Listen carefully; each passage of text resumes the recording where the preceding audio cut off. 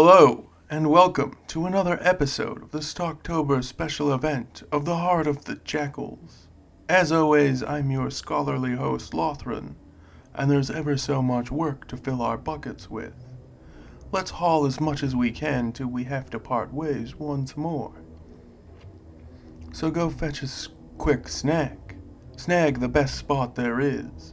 Get as calm and comfortable as you can, and listen carefully to a gift.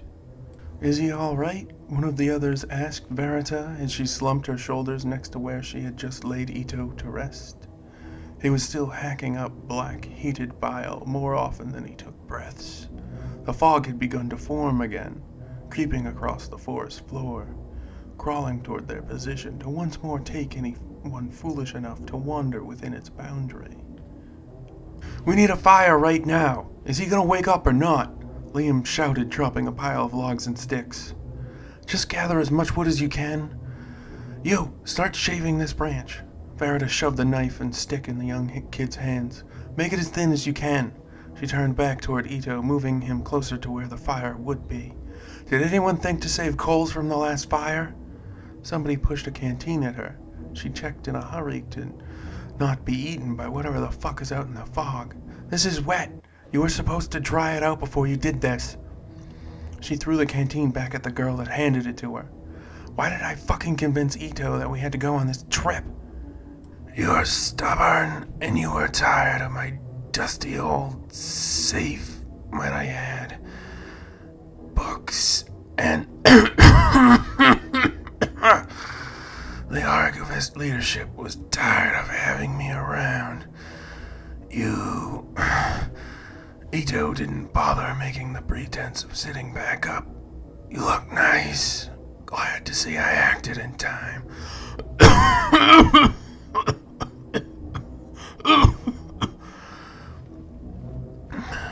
"Yeah, well, you shouldn't have rescued me," she shot back at him, glad that he was awake again. "Have you been spreading my vomit on rags like I asked?" Ito turned his eye to look out over the expanse of solid wall of bright white nothingness, coming ever closer to the remaining members of their expedition. "We can't hold out here. There's no time to light a fire." Guthrie fell to his knees in defeat. It was hard to see the warrior trainee so defeated, as he'd been one of the few still hoping for rescue till Ito went out into the fog after Veratah. "Fine. Leave, Guthrie." Ito turned to the kid shaving the stick. "Trethik, put them into the pit, between these rocks." "Yeah, like that. Move the stones into more of a circle, yes." Ito pushed the shavings aside, pointing to a few flat, dry pieces of wood. "Make sure you and the others get as much wood as possible. Liam, Veratah, I need you to spread the vomit as evenly as you can across the rags and shirts. Take these sticks and tie the clothes to them as tight as you can." Ito took a few moments to spread more black, putrid, rotten gunk on another torn sheet of one of the many victims, and then catch his breath. "Trethik, there isn't much time. Take the..." "Fine, I will go," Guthrie added, making a show of walking off into certain death. "Wait!" It was Veratah who spoke first, but Ito who spoke after her. "Leave your clothes, weapons, any objects or rations you still have. Anything else I might not have listed. You won't need them when you feed the things hiding in the fog." Guthrie stared daggers at Ito, now another person at odds with him. "What the fuck do you know?" "Pretty much everything, except how to use a sword or sew up a wound," Ito replied to Guthrie, extracting a laugh from all the others. "No, Trethik, put the cloth aside. Scratch off some powder from the rod and then strike the flint. Yeah, like that, but aim your hand toward the tinder bundle. Yeah, see? Breathe slowly, softly. Light breaths. Don't celebrate until the pile of small dry sticks just a little. Now the shaving's good. Eureka, you know the rest. Handle it. She nodded at Ito as Veratah began hammering the first of the sticks into the ground between two trees behind him. No, Vera! Do the other spots first. The fog won't come near me. How do you know? Guthrie fell back onto his rump, stripping off his shirt and piling up what few belongings remained in his possession. I am an excellent bug repellent. Ito hacked up more black fluid onto a rag. You all noted how few insects there were, if any at all, whenever I was around, falling down or flailing about.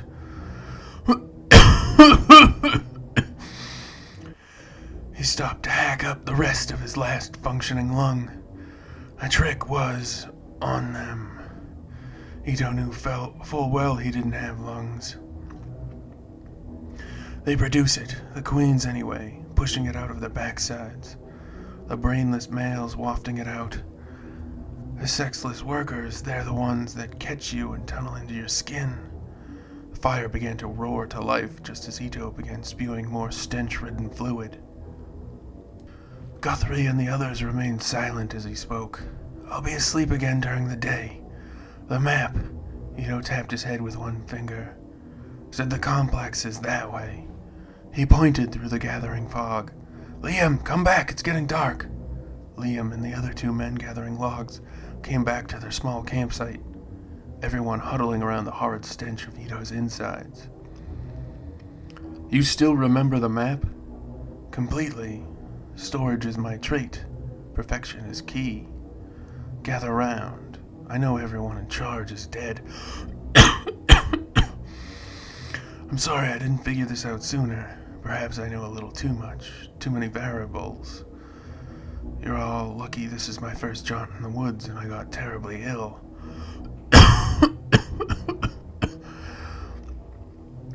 Done! Veratah came back to Ito's side, ignoring the fact that she was practically covered head to toe in the bile leaking from Ito's eyes and mouth. She pulled him up into a seated position, holding him close and shutting her eyes. But we're only a day or two away from it. Things will get harder from here. We'll need to collect wood when we get there and set up the same thing as long as it takes. These things need to eat, but they're very dumb, so they'll focus on us for too long.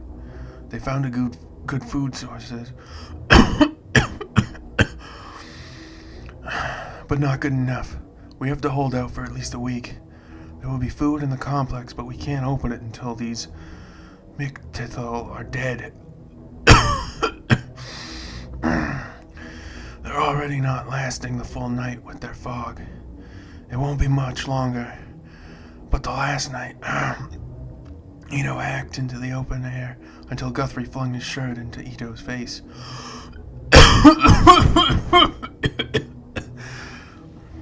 We need every bit of that we can hold on to. And so it is. We've come to the end of our brief respite together once more. I hope you enjoyed it. I know I have. As always, I've been your informative host, Lothran, and this was A Gift. Another story straight from the heart of the Jakuls. I lead you back down the path to safety. Korvoth, take them out.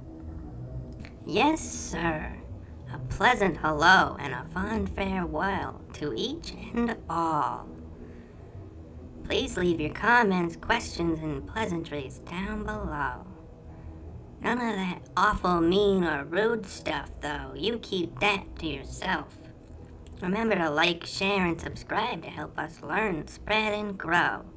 Don't forget, we strongly encourage each and every one of you to do your absolute utmost to stay safe out there. And now you must go. Goodbye, everybody. Good night and good luck. You'll need it. Bye-bye.